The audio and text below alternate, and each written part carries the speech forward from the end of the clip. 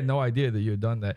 I'm super influenced by. I mean, I've been sitting here playing fucking Ren and Stimpy sound effects over top of you this entire time. But that's my favorite. The air horn or the boat horn. The fog horn. Yeah. Here's a little fog horn. Here's a little. How about this? Remember that one? Yeah, that's when they're beaming into your TV set. Unless I have control of your TV set, are you receiving me?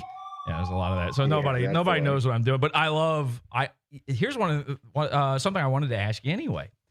John K is what I call a Vanguard. All right. I think about this shit you're talking about right now. I think about literally all the time. And I was thinking about how John K is probably the best example of this ever. I've talked about this on the show recently. You're talking about how when people when they're getting nostalgic about a thing, isn't it interesting the thing they get nostalgic for, the limitations of something? Well, look, if you're going where I think you're going, our friendship is going to level up. Okay, let's see.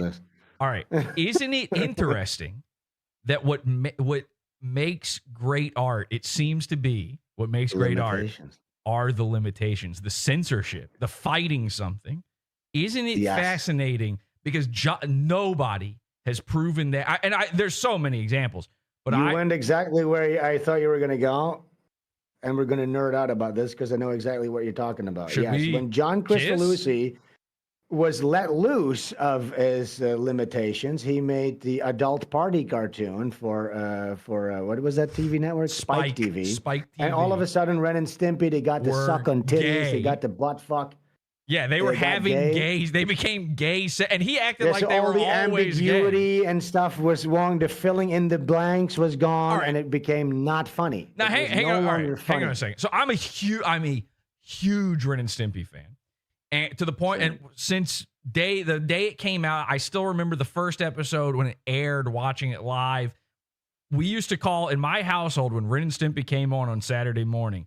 We called it Stroud Family Fun Time. We sat there watching it. My dad loves the show. All right. It's a huge influence on me. Obviously, it's a huge influence on you. And okay. So John K does this thing where, again, I call these guys vanguards. There are certain people on Earth where maybe they just get to the idea first. Maybe it was always going to happen. And it's just somebody who happens to get there first. But he is a guy who changed everything. There is nothing not touched by John K. And I'm not talking about children. After John K. became allegedly. Well, and we'll talk about that too, actually. Like, I think David Letterman, who's another huge influence on me, is another one of those guys. David Letterman did his original talk show. Every single thing, even in the vague realm around that, was inspired by it, even if it was indirectly, whether they're aware of it or not. It's impossible. Sure, but let's focus on John K because I'm not familiar. Okay. So or Seinfeld, right? So for sitcoms. So John K. I'm trying to bring everybody in. We know John K. Most people don't know what the fuck they don't know construction and stuff, you know. They're not going to know what we're talking about here in 2 seconds. So I'm just trying to get everybody on the same page.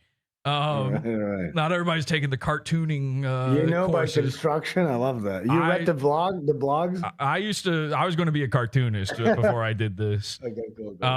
So yeah, 100% I was reading that shit. All right. So with John K, his thing was he did Ren and Stimpy, and Ren and Stimpy was great, and Ren and Stimpy was a vanguard, and Ren and Stimpy changed the industry, and then it kind of went back overnight because he fucked it up. That's what I was going to say. They changed it back. Yeah, he fucked it up for everybody. He fixed it for everyone and then fucked it up for everyone within about a 2-year span. Well, but even something like okay, I'm going to let you finish first. But the point I'm making here is, so it changes everything.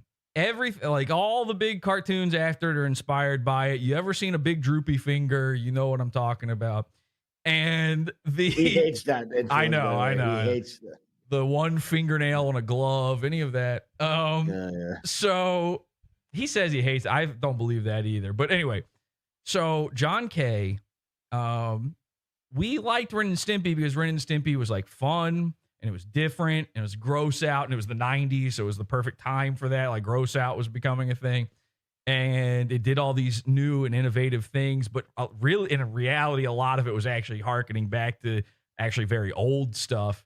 And it was straight up parody and satire of classic cartoons. Right. That was lost went over our heads. That was lost on just about everybody, but that's where, But it worked on its own, which is what great satire and parody should do. Exactly. It needs to work in and of itself. Exactly. So then he does adult party cartoon. And an adult party cartoon, Ren and Stimpy are literal gay guys who fuck each other in the butt. Like Stimpy's a bottom, Ren is a top. And while on paper that sounds like, oh, that could be very funny, then you watch it and you're like, oh God. And it's almost, I feel like it's similar to like when Star Wars nerds are like, George Lucas raped my childhood. Like there's a certain innocence lost there, and a certain like, oh fuck, maybe it almost ruins the original. It's like this close. It's like, not for me. I'm with you, but it's like, it's delicate. It's a delicate balancing. And I'm not one of these guys too who's like hates the show after John left. I like all of the original run of Ren and Stimpy. Bob Camp, all that. I like it all. But he then says like, no, they were gay guys all along.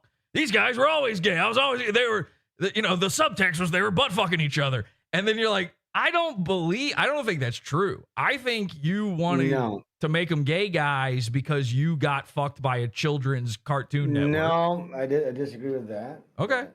Look here. So, okay, what happened is this. Okay, so he's getting strung along by executives. He hates the writer's room. So he creates a new system, a new cartoon creating system, where they cut out the writer's room and the top-down HR department executive top-down control. And the cartoonist on the floor is the one in charge again. The cartoonist, the animator, is intimately involved with what these characters need to be portraying. And that is what creates this flourishing new era of cartooning briefly, which emulates what was happening in the 1920s with the early Bob Clampett style cartoons in the Looney Tunes era and stuff like that, right? This is when you also didn't have writers' rooms, just a couple of fucking guys in suits smoking cigarettes making cartoons.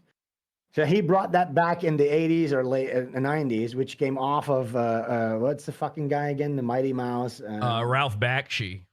Ralph Bakshi off of that guy, which was also sort of an edgy guy. Now then, there's certain examples even where he tried to be completely surrealist and wacky, like in Stimpy's Invention. Stimpy is soldering like a machine, and he pulls in a beaver. What is it?